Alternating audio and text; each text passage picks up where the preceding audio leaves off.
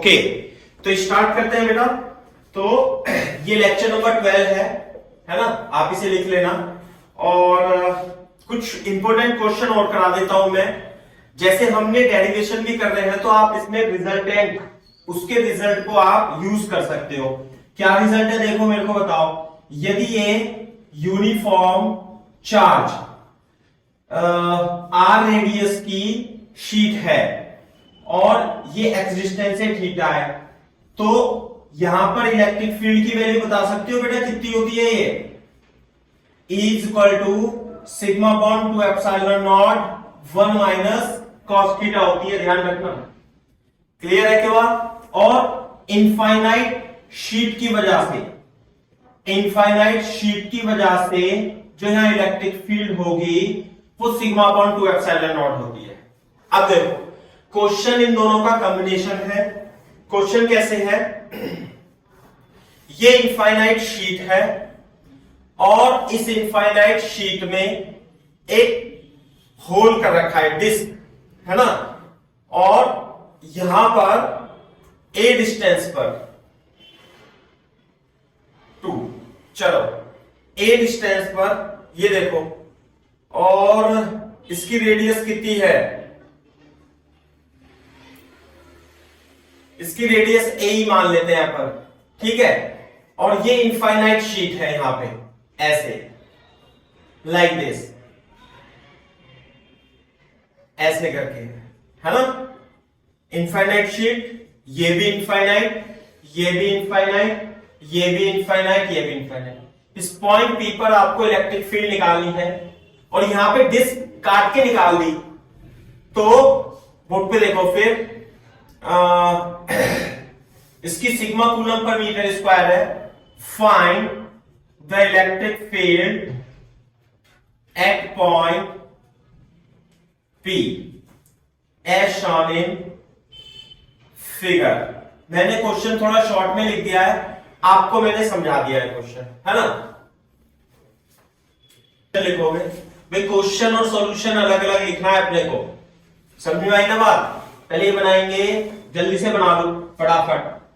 ये है, यहां है, बोर्ड पे देखना एक बार। अगर जो मान लिया ये पूरी शीट होती, क्लियर है क्या बात। अगर जो ये पूरी शीट होती तो ए डिस्टेंस पर सिग्मा कूलम पर मीटर स्क्वायर की वजह से जो इलेक्ट्रिक फील्ड होती वो कितनी होती बेटा, सिग्मा अपॉन 2 एप्सिलॉन नॉट होती। आगे बात समझ में। अब यहां पे शीट पूरी नहीं है, तो बोर्ड पे देखो हम क्या करेंगे, हम इसे पूरी बना लेंगे। बोर्ड पे देखो, इसे कंप्लीट कर लेंगे।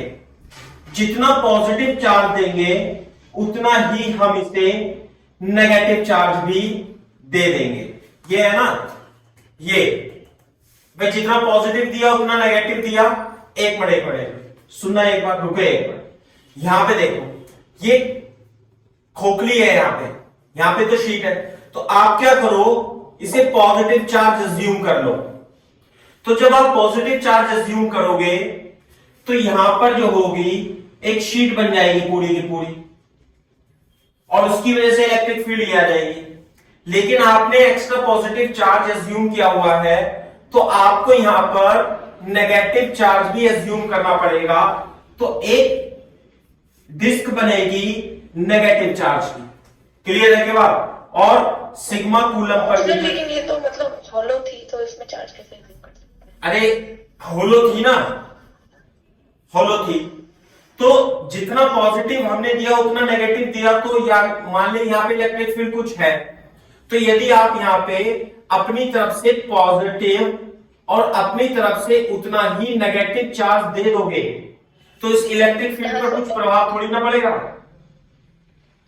लेकिन हमारा काम हो जाएगा कि पॉजिटिव वाले को इसके साथ कंसीडर करके ये पूरी शीट बन जाएगी ये, तो इसकी वजह से इलेक्ट्रिक फील्ड यहां हो जाएगी।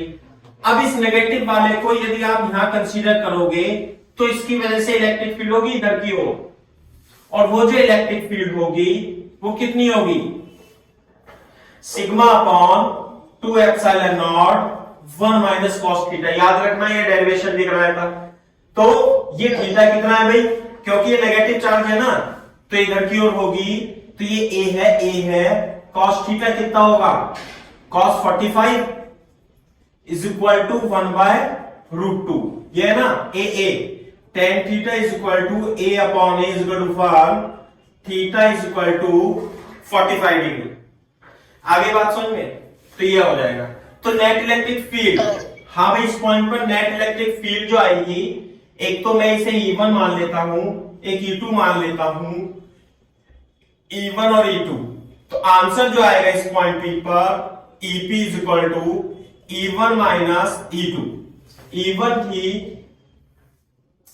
सिग्मा अपॉन 2 एप्सिलॉन नॉट और ये थी E2 sigma upon 2 epsilon not 1 minus cos theta 1/√2, sigma upon 2 epsilon naught plus sigma upon 2√2 epsilon naught cut जाएगा, तो इलेक्ट्रिक फील्ड आ जाएगी this much.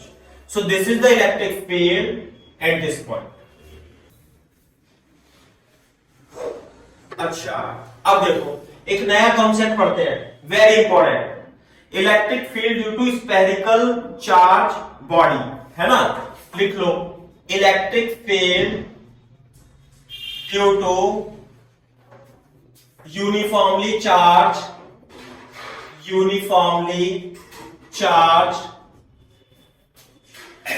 Sphere, uniformly charge sphere. तो पहला आएगा होलो स्फीयर यूनिफॉर्मली चार्ज है, ये रहा। इस होलो स्फीयर का मतलब है जैसे फुटबॉल, तो फुटबॉल की सरफेस है और उस पर चार्ज दिया हुआ है ना, रेडियस है r, टोटल चार्ज है q, तो आपको इलेक्ट्रिक फील्ड निकालनी है। पर मैं डेरिवेशन ही बता देता हूं, इलेक्ट्रिक फील्ड एक तो अंदर पॉइंट पे निकालनी है r डिस्टेंस पे, और एक इलेक्ट्रिक फील्ड आपको r डिस्टेंस पे बाहर की ओर निकालनी है।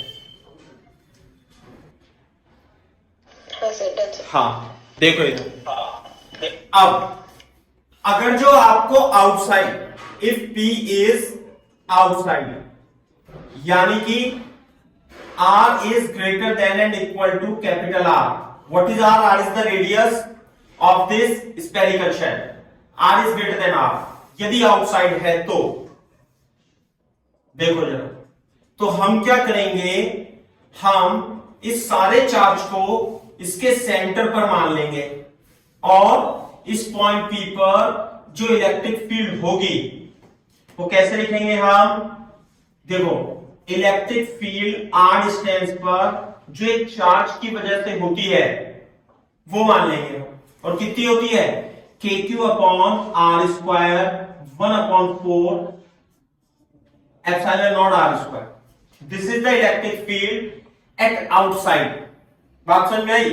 तो अगर जो मैं इनफाइनाइट पर इलेक्ट्रिक फील्ड पूछूं आपसे, इनफाइनाइट पर इलेक्ट्रिक फील्ड, तो r की जगह इनफाइनाइट रखेंगे, 1/इनफाइनाइट 0 हो जाएगा। यहां पे आप r की वैल्यू r से लेके इनफाइनाइट तक रखना, तो जस्ट इसकी सरफेस पर जो इलेक्ट्रिक फील्ड होगी वो होगी, यहां पे r की जगह क्या रख दूंगा, कैपिटल R, तो बताओ कितना होगा, 1/4 pi epsilon not q upon r square. आगे बात समझ में, और आउटसाइड जो इलेक्ट्रिक फील्ड है वो 1/r स्क्वायर के प्रोपोर्शनल है ना। दूसरी बात, यदि मैं इनसाइड की बात करूं, इनसाइड की बात देखो ध्यान से, inside, if P is inside, that is R is greater than and equal to 0, less than equal to R। आई बात समझ में, less than equal to R। तो यदि आप मेरे को बोर्ड पे देख के बताओ कि यदि ये चार्ज Q है और ये स्फेरिकल बॉल है ऐसे करके, तो इसके सेंटर पर इलेक्ट्रिक फील्ड कितना होगा भाई, सौजन्या? 0। तो ध्यान से देखो, इलेक्ट्रिक फील्ड इसके सेंटर पर सिमेट्रिक से 0 होता है, लेकिन इलेक्ट्रिक फील्ड इसके अंदर किसी भी पॉइंट पर सब जगह 0 0 ही होता है। इसे हम मैथमेटिकली भी प्रूफ कर सकते हैं और गॉसेस लॉ से भी प्रूफ कर सकते हैं। आपको अभी इसे एज्यूम करना है कि स्फेरिकल शेल के अंदर इलेक्ट्रिक फील्ड 0 ही होगा, ये मान के चलेंगे हम। गॉसेस लॉ में जब सिखाएंगे तो प्रूफ कर देंगे, ठीक है। तो ये याद रखना है, इसका रिजल्ट भी यूज करना है। तो इलेक्ट्रिक फील्ड हो जाएगी 0। अब ध्यान से देखो, अब मैं इसका वेरिएशन बताता हूं आपको। जैसे मान लिया इस पे चार्ज Q है और इसकी रेडियस है R, तो बोर्ड पे देखो ऐसे ग्राफ बनाएंगे, इलेक्ट्रिक फील्ड वर्सेस R का ग्राफ बनाएंगे। तो R is equal to capital R is equal to 0 से कैपिटल R तक, यानी कि इसके किसी पॉइंट पर, जैसे R तो ये वेरी कर रहा है, R तो ये है, तो अंदर की ओर इलेक्ट्रिक फील्ड क्या होगा 0, और जस्ट इसके सरफेस पर R is equal to R पर इलेक्ट्रिक फील्ड हो जाएगा आपका KQ upon R square, KQ upon R square. उसके बाद आउटसाइड इलेक्ट्रिक फील्ड इस तरीके से वेरी करेगा। This is the variation of electric field due to spherical shell, uniformly spherical charge shell. इसे आप शेल लिख लो बेटा, this is shell, not sphere या स्पेयर भी लिख सकते हैं। Electric field due to non-conducting uniform charged solid sphere, है ना।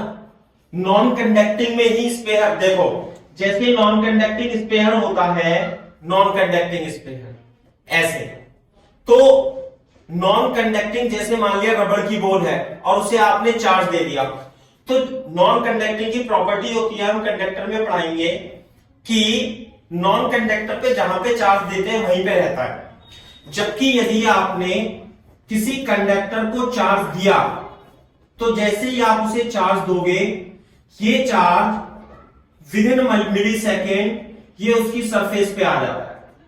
तो अभी ये जो हम पढ़ रहे हैं ये non conducting uniformly charge sphere है, और चार्ज डेंसिटी मान लेते हैं चार्ज डेंसिटी, क्योंकि चार्ज वॉल्यूम में डिस्ट्रीब्यूटेड है, तो रो कूलम पर मीटर क्यूब मान लेते हैं।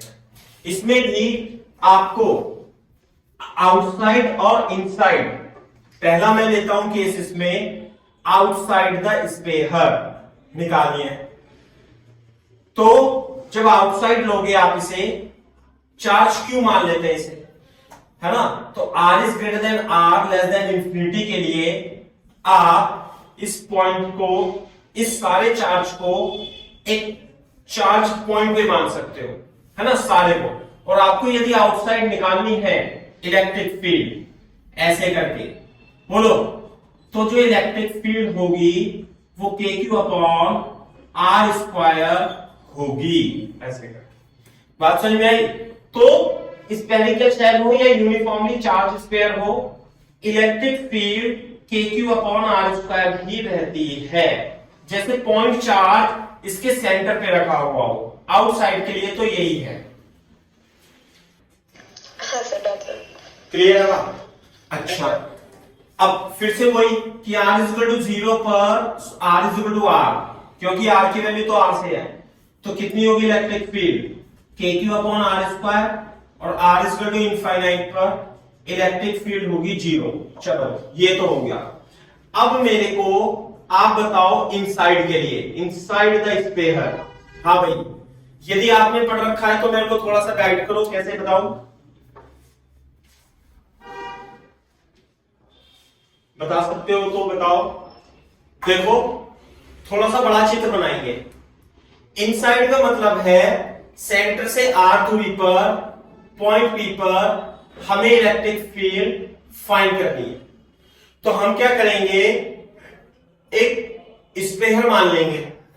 तो ये हो जाएगा हमारा प्लस प्लस प्लस स्पेयर ऐसे, है ना, और एक ये हो जाएगा आउटसाइड का स्पेयर। तो हम इसे दो पार्ट में डिवाइड करेंगे। एक तो हो जाएगा अंदर वाला स्पेयर, यहां पर जो इलेक्ट्रिक फील्ड होगी एक तो अंदर वाले स्पेयर के कारण होगी, एक बाहर जो बाहर चार्ज रह गया है उसके कारण होगी। तो बोर्ड पे देखना जरा एक बार। हाँ भाई, पहले मैं अंदर वाले स्पेयर की वजह से E1 मान लेता हूं इस पॉइंट पे, ये हो गया ना पॉइंट पे। तो अगर जो मान लिया टोटल चार्ज इसका Q था, तो इस अंदर वाले स्पेयर में चार्ज Q की जगह Q डैश होगा, और ये एक सॉलिड स्पेयर की तरह वर्क करेगा जिसकी सरफेस पर इलेक्ट्रिक फील्ड, यदि यहां पे क्या मान लूंगा मैं इसके सेंटर पे Q डैश, तो ये हो जाएगा KQ dash upon R square. Clear है क्या बात? बोलो, समझ में आ रही है बात? अब मेरे को क्या आप Q डैश की वैल्यू बता सकते हो इससे? मैं बताता हूं कैसे। यूनिटरी मेथड से निकालेंगे Q डैश की वैल्यू। कैसे निकालेंगे? यहां रफ में लिख लेना साइड में कि टोटल चार्ज वॉल्यूम पर डिस्ट्रीब्यूटेड है, तो 4/3 पाई आर क्यूब वॉल्यूम में चार्ज डिस्ट्रीब्यूटेड है Q। तो 1 मीटर क्यूब में चार्ज डिस्ट्रीब्यूटेड होगा 4/3 पाई आर क्यूब। तो ये कितना वॉल्यूम है भाई? इसकी रेडियस R है, इसका वॉल्यूम होगा 4/3 पाई आर क्यूब में चार्ज डिस्ट्रीब्यूटेड होगा दिस मच। ये कट जाएगा, तो यही तो Q डैश है। क्लियर है क्या बात? ये है Q डैश। तो इस Q डैश की वजह से यहां पर जो इलेक्ट्रिक फील्ड आएगी Q upon R cube into R cube, तो जो E1 आएगा KQ upon R cube into R आएगा। This is the electric field due to E1। Copy करो यहां तक, यदि कोई डाउट है तो पूछ लो बेटा।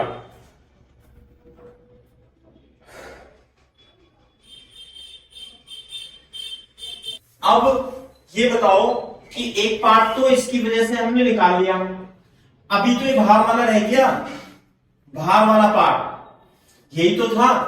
दिस प्लस दिस मिलकर के ही तो इलेक्ट्रिक फील्ड बना है, दिस प्लस दिस मिलकर ये बनेगा। तो चार्ज तो अभी यहां पर है, ये चार्ज कितनी विड्थ में होगा बता सकते हो भाई आप सौजन्य? ये होगा, ये तो R है, ये कैपिटल R है, तो इसकी विड्थ होगी R माइनस कैपिटल R। तो इसकी वजह से यहां पर आपको इलेक्ट्रिक फील्ड निकालना है।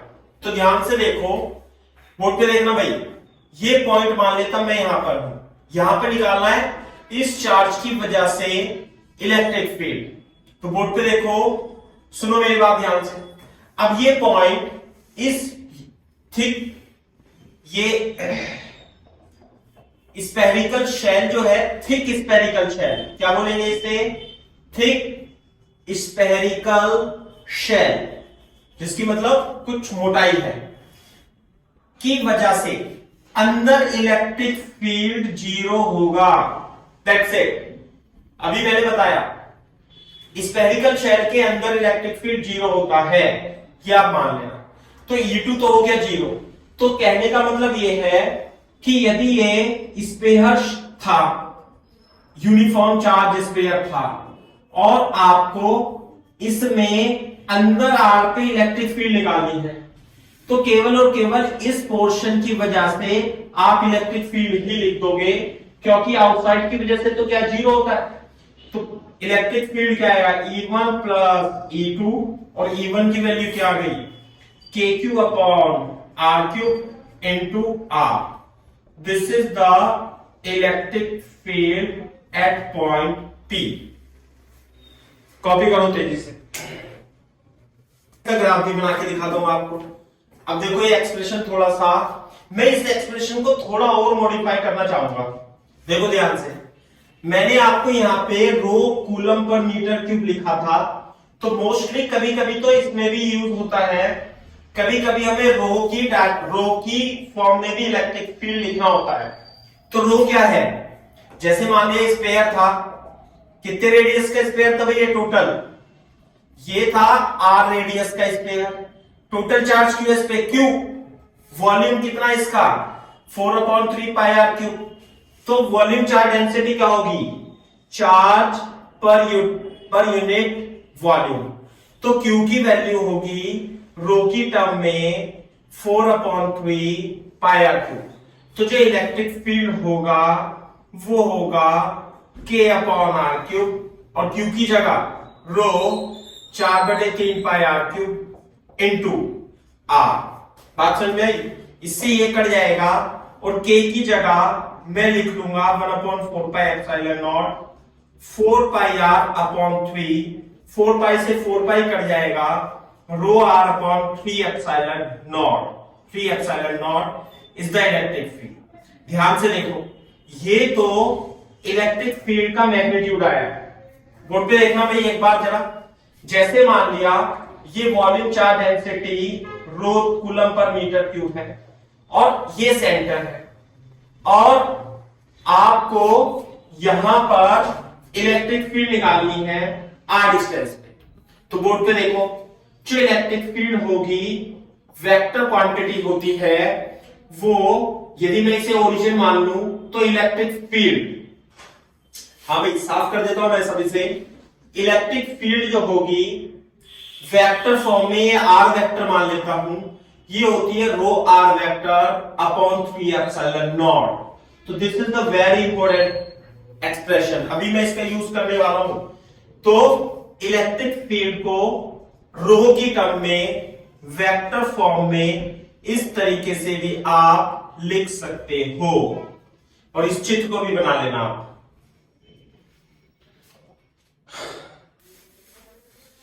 देखो इधर ध्यान से देखो, है ना, ये है मान लिया स्फीयर, थोड़ा बड़ा बना लेंगे अपन, ये यूनिफॉर्मली चार्ज स्फीयर है। आई बात समझ में?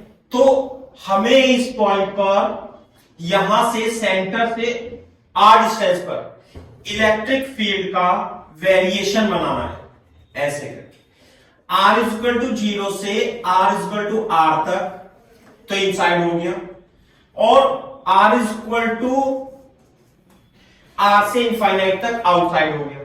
तो ये बताओ, मैंने आउटसाइड के लिए यदि ये डिस्टेंस आर हो तो आउटसाइड के लिए इलेक्ट्रिक फील्ड के क्यू अपॉन आर स्क्वायर लिखा है, सिंपल के क्यू अपॉन आर स्क्वायर। तो इनसाइड आउटसाइड मैं यहां भी लिख देता हूं, ये बताया था मैंने आर इक्वल टू आर पर इलेक्ट्रिक फील्ड कितनी होगी भाई, सरफेस पर इलेक्ट्रिक फील्ड होगी कैसी, के क्यू अपॉन आर स्क्वायर लिखाई थी, और आर इक्वल टू इंफिनिटी पर जब इंफिनिटी रखेंगे तो कैसी होगी इलेक्ट्रिक फील्ड, ऐसे electric field inversely proportional to R. सही है क्या बात?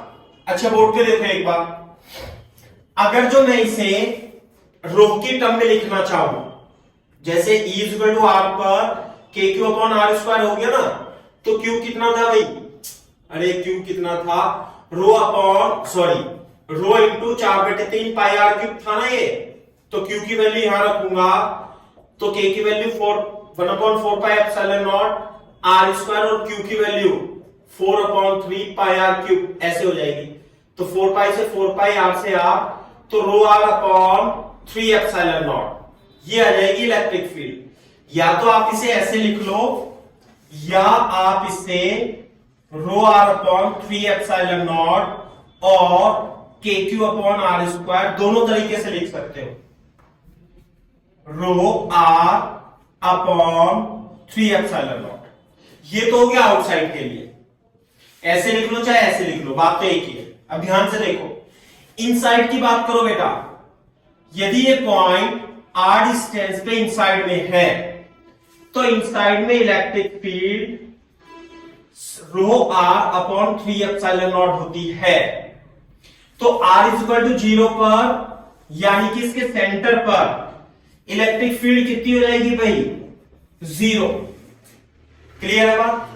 आर इज इक्वल टू, ये है इनसाइड के लिए, R is equal to capital R, यानी जब हम यहां से लेके यहां तक चलेंगे तो यहां पे देखेंगे आर इक्वल टू आर पर rho R upon 3 epsilon not हो जाएगी। तो रो आर अपॉन 3 एप्सिलॉन नॉट तो ऐसी है, होट पे देखो आर, और इससे इलेक्ट्रिक फील्ड इनसाइड वेरी कर रही है ई प्रोपोर्शनल टू आर। तो y इक्वल टू mx की तरह है, तो यहां पर तो r बराबर 0 पर तो इलेक्ट्रिक फील्ड कितनी है 0, और r इक्वल टू r पर rho R upon 3 epsilon not ये आई है, तो इलेक्ट्रिक फील्ड वेरी करेगी linearly proportional to r। So this is the variation.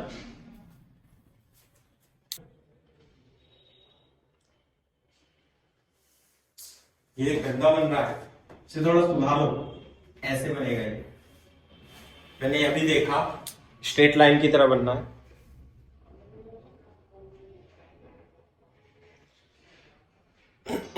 हाँ sir, done sir. Very good, चलो तो ये हो गया। अब देखो इसका यूज कैसे करेंगे।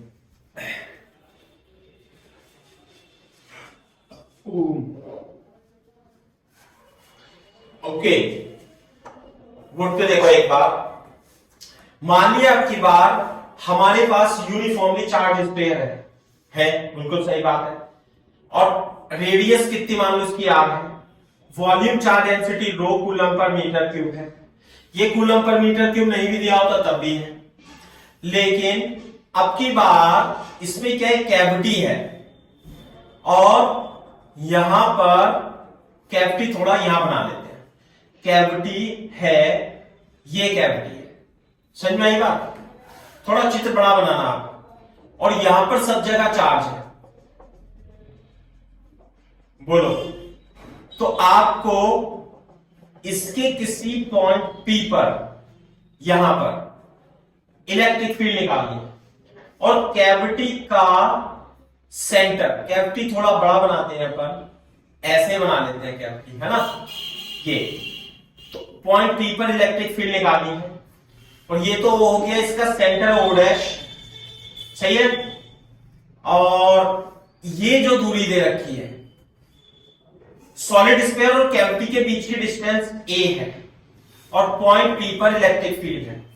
Find electric field at any point P inside the cavity. Cavity का मतलब ये खोखला गोला इसमें से हटा दिया है ना, तो खोखला बच गया।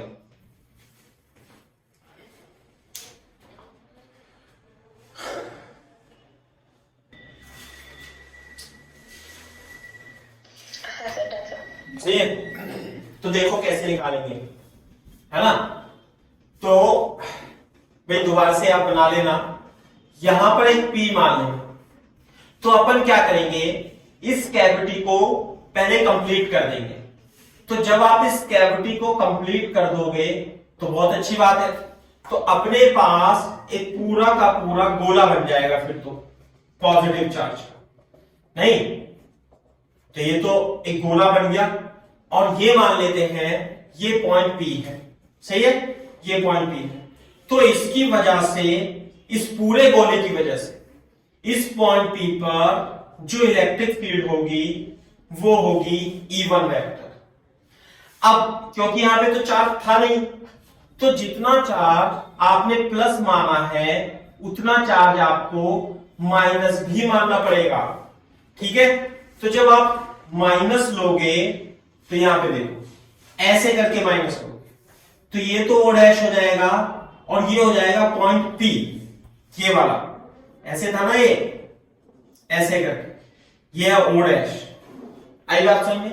तो ये जो चार्ज होगा ये होगा नेगेटिव, तो नेगेटिव की वजह से इलेक्ट्रिक फील्ड होगी अंदर की ओर, बात समझ में आ गई, सेंटर की तरफ होगी, ऐसे करके, ऐसे, this the centre, this is the E2 vector. तो बोर्ड पे देखो, तो इसका मतलब इस पॉइंट पर इलेक्ट्रिक फील्ड जो होगी, एक तो पूरे गोले की वजह से होगी, एक छोटे गोले की वजह से E2 वेक्टर होगी। आगे क्या बात समझ में, तो EP वेक्टर जो होगा, हाँ भाई कितना होगा, E1 vector plus E2 vector. Clear है क्या बात, हाँ जी भाई साहब। बताओ आप मेरे को ये बताओ, जो ईपी वेक्टर है, E1 वेक्टर, ये तो इस पॉजिटिव गोले की वजह से है, तो इलेक्ट्रिक फील्ड वेक्टर फॉर्म में रो आर अपॉन 3 एप्सिलॉन नॉट होती है। तो यहां पे जो वेक्टर होगा आर, इस जगह जो वेक्टर होगा वो होगा ओपी वेक्टर। क्लियर है बात? तो जो E1 वेक्टर होगा rho OP vector upon 3 epsilon naught होगा। सही है बात? अच्छा, अब इसकी भी डेंसिटी रो है, अब ये छोटा गोला है, तो इलेक्ट्रिक फील्ड तो कितनी होगी?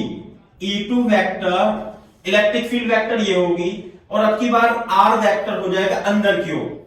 और कैसे लिखेंगे? Rho PO vector PO dash, rho PO dash vector upon 3 epsilon naught. Clear है क्या बात? तो वेक्टर फॉर्म में देखो, E1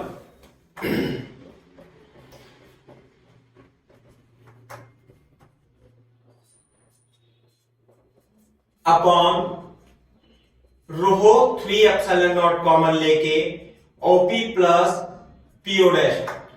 हाँ भाई, एबी प्लस बीसी वेक्टर कितना होता है? AC vector. तो OP plus PO dash vector कितना हो जाएगा? Rho O dash vector upon 3 epsilon not. This is the electric field at point P. और बोर्ड पे देखो, अगर जो ओ डैश के बीच की दूरी ए थी, तो मैं ओ डैश वेक्टर को ए वेक्टर मान लेता हूं, तो जो इलेक्ट्रिक फील्ड होगी पॉइंट पी पर वो रो ए वेक्टर अपॉन 3 एप्सिलॉन नॉट हो जाती है। यदि आपको कोई प्रॉब्लम है तो पूछ सकते हो, नहीं तो कॉपी करके बोलो डन सर।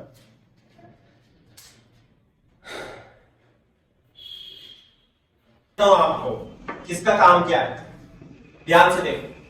अगर जो मान लिया हमारे पास कोई कैविटी है और उसका सेंटर ये, और सॉलिड स्फीयर और सेंटर को मिलाने वाले वेक्टर क्या है? ए है। समझ में आई बात? तो इस पॉइंट पी पर देखो, पॉइंट पी पर जो इलेक्ट्रिक फील्ड आई वो ओ और ओ डैश को मिलाने वाले वेक्टर पे डिपेंडेंट है, ना कि पॉइंट पी की पोजीशन पर, है ना? It does not depends upon position of point P. यानी कि किसी भी पॉइंट पर इलेक्ट्रिक फील्ड क्या होगी? जैसे इस पॉइंट पर है तो इलेक्ट्रिक फील्ड इधर की ओर ही होगी। बात समझ में आई नहीं? तो ये ए वेक्टर की डायरेक्शन है और यूनिफॉर्म होगी, यूनिफॉर्म इलेक्ट्रिक फील्ड कहीं भी ले लो, तो इसके अंदर इलेक्ट्रिक फील्ड जो होती है it is uniform electric field, कहीं भी होगी। बात समझ आई? और कितनी होगी भाई इलेक्ट्रिक फील्ड? यदि ये vector O dash O vector A है तो इलेक्ट्रिक फील्ड होगी rho A upon 3 epsilon not. ध्यान से देखो, कुछ है ना, समझ में आ गई बात? तो यूनिफॉर्म इलेक्ट्रिक फील्ड होती है इसके अंदर। बोर्ड पे देखना एक बार, यदि ये कैविटी है, यदि ये स्फीयर है और ये कैविटी है, ये डिस्टेंस बी दे रखी है, तो इसके अंदर किसी भी पॉइंट पर इलेक्ट्रिक फील्ड ऐसे होगी, यू करके, यू ऐसे। और कितनी होगी भाई? यहां पे इलेक्ट्रिक फील्ड लिखनी है, तो कितनी होगी electric field? Rho B vector upon 3 epsilon not, ये इधर की ओर मैग्नीट्यूड, है ना? ध्यान से सुनो, मान लेते हैं इसमें एक कैविटी की जगह 2 कैविटी है। मान ले एक कैविटी यहां भी है और इसकी डिस्टेंस सी दे रखी है, सी है ये, तो इस पॉइंट पर इलेक्ट्रिक फील्ड आपसे पूछे तो इलेक्ट्रिक फील्ड इस लाइन के अलोंग होगी और यहां पे ऐसे होगी, ऐसे करके इलेक्ट्रिक फील्ड होगी, चाहे ये कैविटी हो चाहे ये हो, है ना? ऐसे, लाइक दिस सी वेक्टर के पैरेलल। और कितनी होगी भाई इलेक्ट्रिक फील्ड किसी भी पॉइंट पर? Rho C upon 3 epsilon. This is the result, rho C upon 3 epsilon. कहीं भी electric field parallel to the vector joining centre of the sphere and centre of cavity. मेरे को पता नहीं, फॉर एग्जाम्पल ये बड़ा सा चित्र बनाना, ये है स्फीयर और यहां पर है कैविटी ऐसे, और इस कैविटी के और इसके बीच की डिस्टेंस कितनी दे रखी है भाई, मान लेते हैं 2a है। कितनी दे रखी है, 2a ऐसे दे रखी है। अब सरफेस चार्ज डेंसिटी कितनी है, रो कूलम पर मीटर क्यूब, यानी कि यहां पर तो सब जगह क्या है, चार्ज है, बस इसके अंदर ही नहीं है। और दिस इज 2a है ना, दिस इज 2a, यहां पे चार्ज है, यहां पर है, यहां पर है, सब जगह चार्ज है। अब यहां से एक लाइन जा रही है और ये 45 डिग्री एंगल, बड़ा चित्र है। यहां पे एक इलेक्ट्रॉन है। If this electron is release, if this electron is released from rest inside the cavity, find the time when it will hit again, it will hit the cavity again,